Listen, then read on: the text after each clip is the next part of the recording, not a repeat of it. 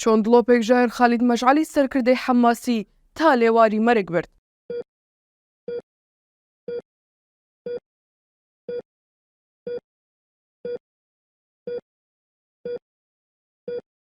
بەڵام پرسیارەکە ئەوەیە ئەم جارە کێ دەبێت هەنێچیری دەستگا ترسناکەکەی مۆساد؟ سەرکردەکانی ئەو کاتی دەستگای مۆساد کۆمەڵێک ئاماژجیاری دەکەن. یەکێک لەوانە موسا محەممەد ئەبوو مەرزوق دەبێت، ناوبراو یەکێک بوو لە دیارترین سەرکردەکانی حەماس لەو کاتەدا. بەڵام کێشەکەەوە دەبێت موسا هەڵگری پاسپۆرتی ئەمریکیە. بەرپرسانی ئیسرائیلی لەوە دەترسن هەر هەوڵێک بۆ سەرژیانی ڕەنگە کێشەی دیبلۆماسی لە نێوان ئیسرائیل و ئەمریکا دروست بکات، بۆیە واز لەو بیرۆکەیە دێنن. دوای مشتومڕێکی زۆر ناوی کەسایەتێکی تر دەخرێتە سەر مێزی کار بەدەستانی مۆساد، ئەویش خالید مەشعەلە، بەرپرس و سەرۆکی مەکتەب سیاسی و کاتی حەماسە. خالید مەشعەل سەرکردە و فیگەری دیاری سیاسی بزوتنەوەی حەماسی فەڵەستینی لە ساڵی 1956 لە کەرتی ڕۆژاوا لە فەڵەستین لەدایک بووە. لە تەمەنی گەنجیدا بەهۆی شەڕی ئیسرائیل و فەڵەستین بە تایبەت شەڕی 7 ڕۆژەی نێوان عەرەب و ئیسرائیل و بۆی و تەواوی ماڵبەتەکەیان کەرتی ڕۆژاوا و فەڵەستین جێدێڵن و ڕوو دەکەنە وڵاتی کوێیت. مەشعەل لەوێ درێژە بە خوێندن دەدات و دواتر لە زانکۆکی وڵاتە لە بەشی فیزیا وەردەگیرێت و هەر لەوێ بڕوانامەی بە کالۆریۆس لە بواری زانستی فیزیا بەدەست دێنێت. سەرەتای تێکەڵبوونی خالید مەشعەل بۆ ناوکای سیاسی دەگەڕێتەوە بۆ ساڵی 1983 کاتێک ڕۆتی ئیسلامیەکانی فەڵەستین چەند کۆنفرانس و دیدارێک ساز دەکەن کە دواتر دەبێتە هۆی ڕێگە خۆشکردن بۆ دروستکردن و دانانی بەردی بناغی بزوتنەوەی حەماس لە ساڵی 1970. لەو کاتەدا خالید مەشعەل دەبێتە بەرپرسی لقی بزوتنەوەی حەماس لە وڵاتی کوێیت. دواتر بەهۆی چالاکبوونی پلەکانی بەرپرسیارەتی لە ناو حیزبدا دەبڕێت و لە ساڵی 1996 دەبێتە بەرپرسی مەکتەبی سیاسی بزوتنەوەی حەماس. خالید مەشعەل لەو کاتەدا بۆ ڕای گشتی عەرەب و ناوچەکە و جیهان ناوێکی ناسراو نەبوو، بەڵام مۆساد دەیزانی ناوبرا و پلان دانەری زنجیرەیەک تەقینەوەی خۆکوژی بووە لە ناو خاکی ئیسرائیلدا. سەرەتا لە ناو مۆساددا بۆچوونی جیاواز دروست دەبێت لەسەر ئامانجەکە، بۆی چیرۆکردنی کەسایەتێکی وا هەروە ئاسان نییە، چونکە بەردەوام و 24 کاتژمێر پاسەوانی دەکرێت.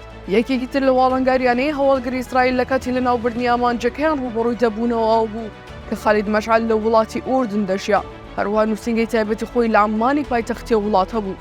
لەسەر و هەمووشیانەوە پێشتر ئیسرائیل ڕێک 6 کەس لە باشترین ئەنجامانی دەستگاکەی بۆ وەرکی تیرۆکردنەکە دەخاتە ژێر مەشقوڕاهێنانی تایبەت و چڕەوە تا پلانەکە بە باشترین شێوە بەڕێوە بچێت. دوای ئەنجامدانی چەند مەشقەیەک سەرپەرشتیارانی ئۆپەراسیۆنی تیرۆکردنەکە دەگەنەوە ئەنجامەی لە ڕێگەی ڕژاندنی چەند گڵۆپە ژەهرێک بە بەشێکی جەستەی خالید مەشعەلدا لە ناوی ببن.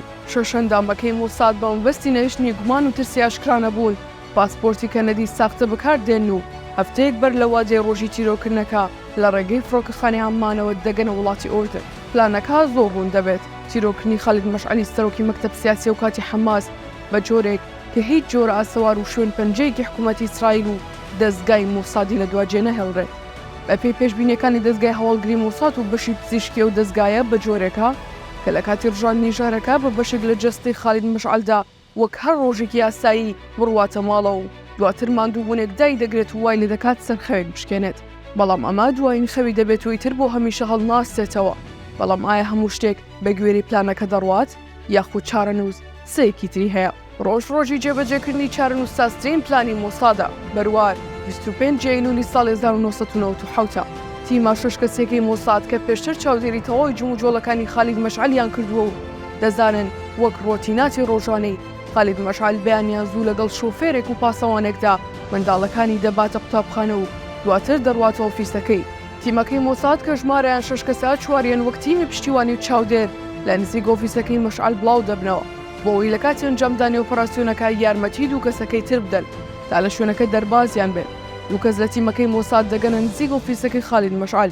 لەو کاتی ئۆتۆمبیلەکەی ناوبرا و دەکاتە بەردەم شوێنەکە. خالید مەشعەل لە ئۆتۆمبیلەکەی دادەبەزێت و لەو ساتەدا کارمەندەکەی مۆساد تەواو نزیک دەبێتەوە لە مەشعەل و دوو دڵۆپ ژەهر دەڕژێنێت بە پشتە ملیدا. بەڵام پاسەوانە تایبەتەکەی مەشعەل دەزانێت خەریکە شتێکی ناسایی ڕوودەدات. لەو کاتەدا دوو کارمەندەکەی مۆساد لە شوێنەکە ڕادەکەن. پاسەوانە تایبەتەکەی خالید مەشعەل شوێنیان دەکەوێت و یەکێک لە دووسی کوڕەکانی مۆساد دەستگیر دەکات و دواتریش هەر لە نزیک شوێنەکە ئەوی تریش دەستگیر دەکرێت. دواتر چی ڕوویدا؟ دوای دەستگیرکردنی دوو کارمەندەکە دەستگای هەواڵگری مۆساد و بنیامین ناتانیاهۆی سەرۆکوەزیرانی ئیسرائیل لە هەوڵی بەردەوامدا بوون بۆی هەوڵی تیرۆکردنەکە لە جیهان و ڕایگشتی بشارنەوە.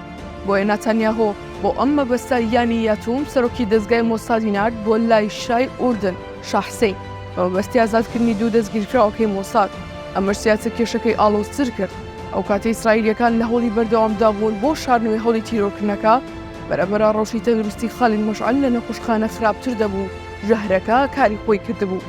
کە ئەد لە بەرژەوەندی سەرۆکی مەکتەب سیاسی حەماسدا نەبوو، لەگەڵ مردن دەجەنگا. پزیشکەکانیش تەنها 48 کاتژمێریان بۆ دانابوو. شاه حسێن هەڕەشەی ئەوەی لە ئیسرائیل دەکرد لە ئەگەری مردنی خالید مەشعەلدا ئەوا دوو کارمەندەکەی مۆساد لە سێدارە دەدات و هێرشی سەربازیش دەکاتە سەر کونسوڵخانەی ئیسرائیل کە 4 کارمەندەکەی تری مۆساد خۆیان تێیدا حەشاردا بوو.